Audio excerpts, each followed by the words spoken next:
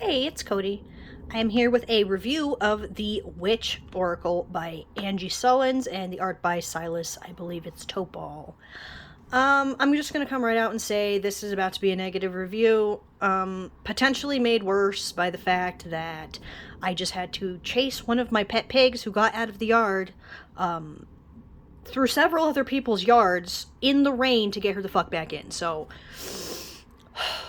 Okay, not only is the review going to be about this deck, it's also, there's just some other things that I need to talk about. I feel like are kind of going on in like mass market deck publishing companies. So this is definitely going to be a video of me complaining. If you're here for that, good. If you're not, then you can just fucking click away from this one. Okay. First thing I want to complain about is the title of this deck is Woman in Total Control of Herself. While this might, like, be some people's thing, it is 100% not my thing. I find the title very cringy. I don't know if you can hear the rolling thunder and the rain. It's coming back around for a second time, I guess. Holy shit. Hopefully you can still hear me over this. I might need to close the window that's by me. I thought it was nice little, you know, background noise, but if it's gonna be too much, then I'll have to fucking deal with it. Okay, so, to the name. Alright. So, this deck is published. I'm trying to show you. It's US Games. There's a little fool. Okay, so there have been a couple decks with boxes like this, and I actually like the box. I would still prefer smaller, but, I mean, I guess this is okay. It's got its magnetic closure. It kind of overhangs a little bit, so when you sit it down, it pushes it up, but, you know, fuck it. Alright, the box is fucking beautiful. Beautiful. The guidebook is a chunk. We have a little ribbon here to pull the cards out. Alright, so I'm going to flip through these cards. It's a little dark out from the rain. So I do want to flip through the cards first. Just in case we're going to, you know, lose light. Okay. Oh, this is a card that I pulled out. This is actually the back of the box. Is the same artwork as the cover. Alright, get that out of here. This is a card that I immediately pulled out of the deck. That is just oh shit, the lighting is absolute ass right now. This card is called the Predator, and it looks like a priest, which I get. But also, I don't want to, like, be drawing a card from a deck and get surprised with this fucking asshole. Like, I'm not there, okay, anymore. Alright, put that guy to the side. You might wonder why the deck was not in the box. It actually came with this little organza bag. Which is kind of cute, right? Okay. We'll start with the things I dislike about the cards. Okay, so the first thing I dislike about the cards, this is not in order because I don't give a shit. We have, once again, the kind of gilding that has a lip on the back, so you can't shuffle the cards if you riffle shuffle with the backs facing up. You have to do them face up. I mean, which they do fine. Alright. We'll try and look through the cards here before the lighting gets too weird. We've got Divine Masculine, Weaver of the Red Tent. Okay, I'm not actually going to read all of these. Also, I don't know if you noticed, I don't know if you can even tell, the little moons on here are, like, foil, metallic, whatever the fuck. Which is a cute addition. Okay, so looking through this, you might say, well, what would you have to fucking complain about with this deck? And why has this also spurred a larger complaining session from me? So we'll look at the artwork. It's absolutely fucking beautiful. This is literally the reason that I bought this deck. And also, decks like this are the reason why I like to do reviews, just because sometimes looking at the card artwork does not really tell you everything that you need to know about this deck. So the first thing I want to say is the guidebook destroyed this deck for me. Whereas it might have been okay. Priestess of Priorities. Okay, that's very nice. Medicine Woman. That's fine. I go through this deck, if you can't see very well, in a different video. I think it was an unboxing or something. If you feel like you can't really see this. She, the Invisible Ally. These would have been nice if it weren't for the fucking guidebook. So the first thing I want to say... I'm trying to think what... Okay. My first issue is when we... Fuck. I'm trying to decide which... Okay, we'll start, and let's have a little talk about feminism and the destruction of patriarchy. The destruction that patriarchy fucking brings upon pretty much everything around it, right? I feel like, okay, the angle that the guidebook comes from is sort of angry. And okay, I think that for like women, like assigned female at birth especially, there's comes a moment when it becomes real to you that, you know, the patriarchal ideals are not fucking helping you. In fact, they're in your fucking way. I think this leads to a lot of pick-me kind of behaviors and things like that, right? But that's a whole motherfucking thing. What I want to say is I think that we kind of go through the stages of grief when we really start looking into all of the places that patriarchy has touched and fucked up our lives. So, I mean, the first one is denial, and I feel like a lot of times that's a teenager kind of... that's when... the pick-me kind of be not like other girls kind of behavior starts coming up because they see the way that girls are portrayed, you know, media and things like that, and they start being like, oh, well, I'm not like that. So it's a denial thing to push the blame onto other girls, right? So then we come to what's next. Fuck. Did I not write these down? Yeah, I did. Okay, so anger is the next one. And I promise you, I have spent more time in the anger phase than fucking is healthy. And I understand absolutely fucking anger, right? And I'm never gonna say that anger is incorrect, you know? We've got the bargaining. I feel like I have reached the depression stage of it, and I'm not really sure what happens after this because I don't think that acceptance finally is really an option in this case. But I will say I feel like the angle of the guidebook as it comes into this and what these cards mean is pretty angry. And again, I understand that. But it's a feeling toward it that I have progressed past. So in a way, I mean, 8 or 10 years ago, this deck would have been my fucking shit. Okay. No, but as far as this goes, I was aligning with the anger at that point. And I think that this deck probably would appeal to people who still seem to have the energy for that angry fire over it. Which is a whole situation, but mostly because, like, the cards, just looking at the artwork doesn't tell you anything about that.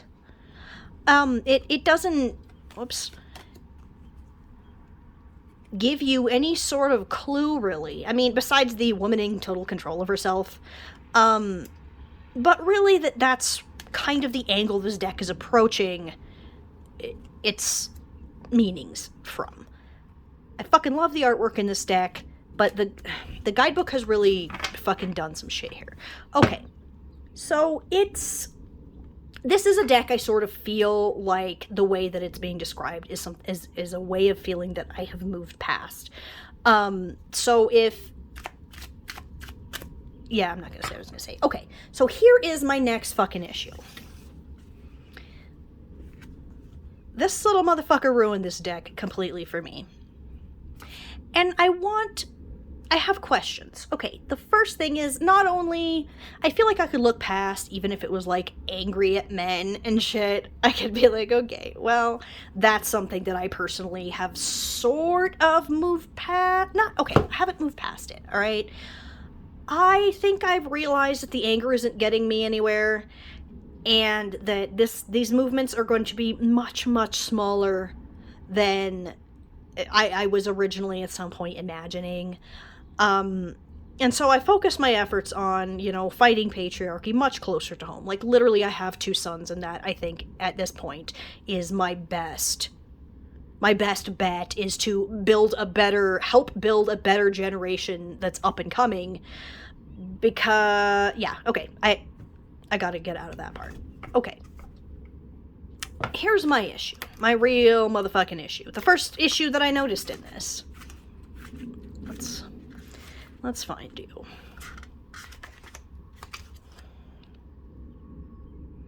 Do you know what Defense Against the Dark Arts is?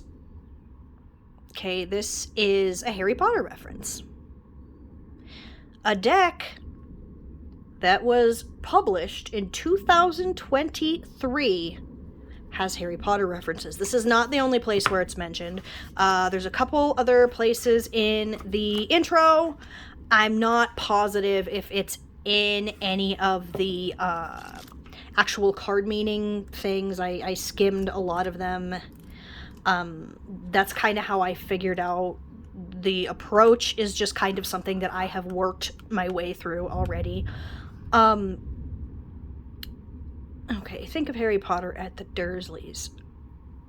Okay, stop. I'm your guide, call me Hagrid, but I'm more like Dumbledore and RuPaul's secret love child, and the deck you hold in your hand is a portable repository of sacred wisdom. Let's have a moment of fucking silence to just really contemplate what we have just read. Okay? I can't deal with this. Alright. So my question becomes, why is there a Harry Potter reference in this guidebook? Is it, okay, is it US Games doesn't know about the fucking turfery of Harry Potter's fucking author? Or do they not care? So here I am sitting here trying to think to myself, or the guidebook is written by Angie Sullins, who we'll talk about in a minute in a little more in depth. My candle went out. My issue is what the fuck is going on, okay? Who doesn't know and or doesn't care that for the most part in tarot witchcraft kind of spaces, that bitch and her works are not fucking welcome, okay? And unless they're catering, perhaps, to fucking spiritual bypassing ass bullshit. And here is my real fucking main issue that I want to fucking talk about. Are the mass market deck publishing companies and their fucking creators aware of or aligned with the values of the community that they're making things to sell to, right? Am I making sense? I can't tell if I'm making fucking sense. I feel like lately there has been a huge boom in new agey, star seedy kinds of shit. And I feel like it's just being pushed out all over everything. So people that are new, maybe, to cartomancy are stepping into this and that's what they're seeing. Is it because... Are those people the people they're aiming at? I mean, I'm getting... I don't even know a word, man. It's just, it's getting fucking exhausting.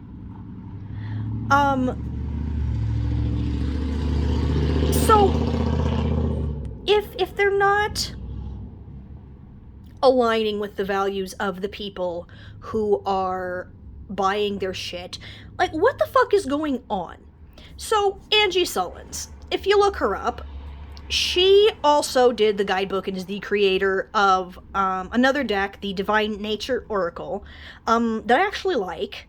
I will admit to not really using the Guidebook with it. I mean, I have read through it. I do have a review of it and stuff that I use as a drumming deck and what that means and all that shit in a different video. But so that one just came out a couple months ago. This just came out, and then there's about to be another one also published by US Games, who is once again...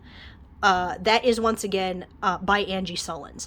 So, just shitting out guidebooks left and right. It's just, the whole thing feels cheapened. I dislike that.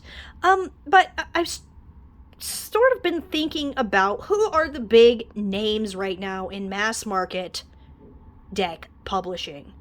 And I don't mean the artists, I mean the creators, the writers of the guidebook and shit. And I came up with some names off the top of my head. Angie Sullins, who has committed, the fucking Harry Potter shit in here. Alana Fairchild. Colette Baron-Reed. Rebecca Campbell. Alright? And they are all fitting very neatly into this... I don't necessarily want to say fluffy bunny. I try not to use that phrase, alright? If you know what that means, you know what that means. It's so gateway activation, fucking transmission kind of shit. And is that really who they're catering to at this point? I mean, okay, I feel like these spaces, these communities that these publishing houses are marketing toward, kind of seem to have some emerging values, right, that we're working on. So, not only cultural appropriation, but there's also sort of a cultural respect that I feel like is being expected in ways now that it wasn't before. So shit like Alana Fairchild and her fucking slapdash researched goddess decks that she keeps fucking shitting out, right? There's fucking Isis, there's Kali Ma, there's fucking Kuan Yin, there's Mother Mary, there's... the cards and the guidebooks don't have shit to do with, like, the mythology or anything to do with these deities. They're just, it's wild bullshit, and I feel like maybe in the 90s or the early 2000s that was a thing that was fine, but the fact that it just keeps continuing and rolling on like nothing, and I see people left and right loving these decks, I'm like, do you know anything about these deities? Like, why is this... I don't understand why this is happening. Fucking Colette Baron-Reed has been shitting out fucking generic-ass fucking decks for decades. Like, why is that still one of the biggest names in this shit? Rebecca Campbell and the Starseed bullshit. Man, please do yourself a favor and look up the history of the Starseed shit. It literally ties in to actual Hitler and Nazis. Like, it's not a thing that we need to be trying to fucking be or drag back up. It's fucking bullshit. Yeah, I am in a bad mood, it turns out. So this deck just really left me angry at the publishing companies, the shit that they're pushing out, the speed with which they're pushing it out, the way that they're really not showing interest in the ways that their potential customers are sort of evolving around them. Overall, this deck, maybe when I was younger, like maybe my early 20s or something, beautiful artwork would have been important to me in a deck, but at this point, it pales in comparison to the structure, the ideas, the way that the guidebook is written, the way the deck can actually be used. And really the only thing that this deck has going for it is the artwork, which additionally for all the feminist stuff in here and all, the artwork is actually done by a man who is actually Angie Sullen's partner. So, there's that. There he is. So, yeah, I hated this deck. It's made me hate fucking US games. It's made me hate a lot of fucking shit. I've been spiraling over this fucking deck. I mean, not necessarily spiraling, but it's just, I've really been thinking about a lot of the stuff. And it's been bothering me, and I guess I just wanted to, like, kind of puke it out so other people could, I don't know. Does anyone even know what I'm fucking saying anymore? I don't even know if I know what I'm saying anymore. Anyway, woman in control, total control of herself. I was cringing at the name. I was hoping the beautiful artwork would, you know, kind of push that to the back of my mind, and that I might end up being okay in the guidebook. It made it so much worse, you guys. I also want to mention that I was excited when I started going through the guidebook and I saw some of the pages have, like, little poems. But the poems fucking suck ass, so, that's not a positive thing for it either. So now I gotta watch this back and see if it made any sense before I would even start fucking uploading this shit, so, thanks for watching, bye!